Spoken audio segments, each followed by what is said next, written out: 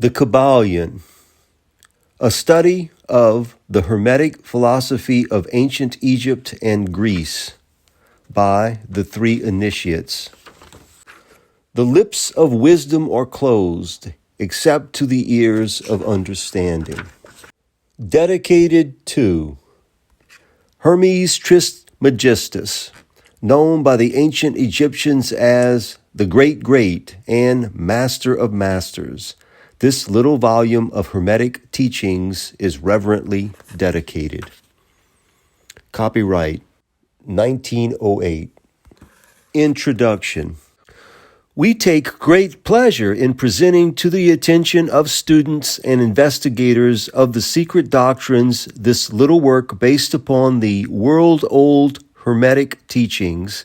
There has been so little written upon this subject, notwithstanding the countless references to the teachings in the many works upon occultism, that the many earnest searchers after the arcane truths will doubtless welcome the appearance of this present volume. The purpose of this work is not the enunciation of any special philosophy or doctrine, but rather is to give to the students a statement of the truth that will serve to reconcile the many bits of occult knowledge that they may have acquired, but which are apparently opposed to each other and which often serve to discourage and disgust the beginner in the study. Our intent is not to erect a new temple of knowledge, but rather to place in the hands of the student a master key with which he may open the many inner doors in the temple of mystery through the main portals he has already entered.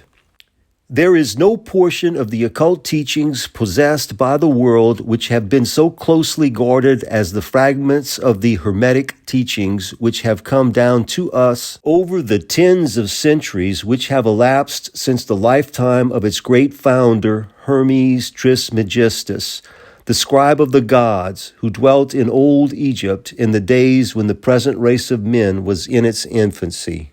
Contemporary with Abraham, and if the legends be true, an instructor of that venerable sage, Hermes was and is the great central sun of occultism, whose rays have served to illumine the countless teachings which have been promulgated since his time. All the fundamental and basic teachings embedded in the esoteric teachings of every race may be traced back to Hermes. Even the most ancient teachings of India undoubtedly have their roots in the original Hermetic teachings. From the land of the Ganges, many advanced occultists wandered to the land of Egypt and sat at the feet of the master. From him they obtained the master key, which explained and reconciled their divergent views, and thus the secret doctrine was firmly established.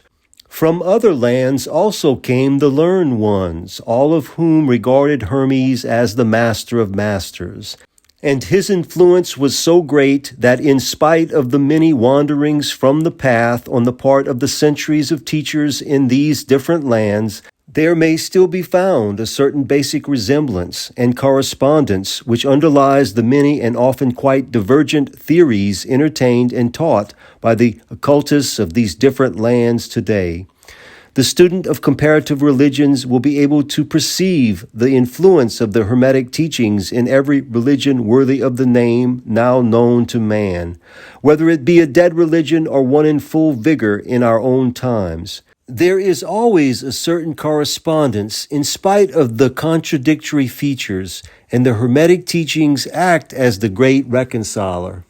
The life work of Hermes seems to have been in the direction of planting the great seed truth, which has grown and blossomed in so many strange forms, rather than to establish a school of philosophy which would dominate the world's thought.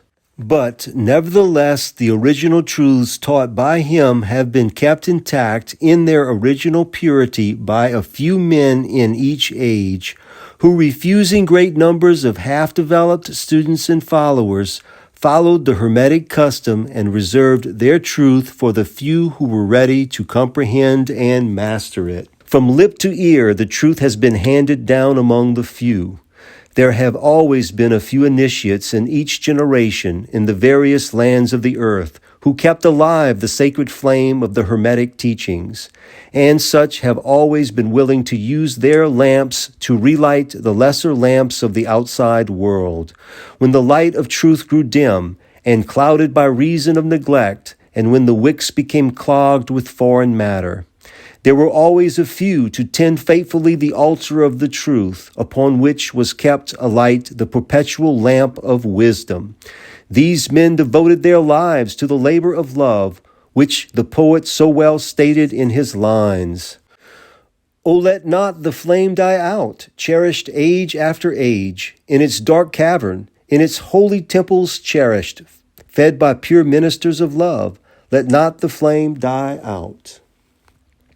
These men have never sought popular approval, nor numbers of followers. They are indifferent to these things, for they know how few there are in each generation who are ready for the truth, or who would recognize it if it were presented to them. They reserve the strong meat for men, while others furnish the milk for babes. They reserve their pearls of wisdom for the few elect, who recognize their value and who wear them in their crowns, instead of casting them before the materialistic vulgar swine, who would trample them in the mud and mix them with their disgusting mental food. But still, these men have never forgotten or overlooked the original teachings of Hermes regarding the passing on of the words of truth to those ready to receive it, which teaching is stated in the KYBALION as follows. Where fall the footsteps of the Master, the ears of those ready for his teaching open wide. And again, when the ears of the student are ready to hear, then cometh the lips to fill them with wisdom. But their customary attitude has always been strictly in accordance with the other hermetic aphorism also in the KYBALION. The lips of wisdom are closed except to the ears of understanding. There are those who have criticized this attitude of the Hermeticists and who have claimed that they did not manifest the proper spirit in their policy of seclusion and residence. But a moment's glance back over the pages of history will show the wisdom of the masters who knew the folly of attempting to teach to the world that which it was neither ready nor willing to receive. The Hermeticists have never sought to be martyrs and have instead sat silently aside with a pitying smile on their closed lips while the heathen raged noisily about them, in their customary amusement of putting to death and torture the honest but misguided enthusiasts who imagined that they could force upon a race of barbarians the truth capable of being understood only by the elect who had advanced along the path. And the spirit of persecution has not yet died out in the land. There are certain hermetic teachings which, if publicly promulgated, would bring down upon the teachers a great cry of scorn and revilement from the multitude, who would again raise the cry of "Crucify, crucify."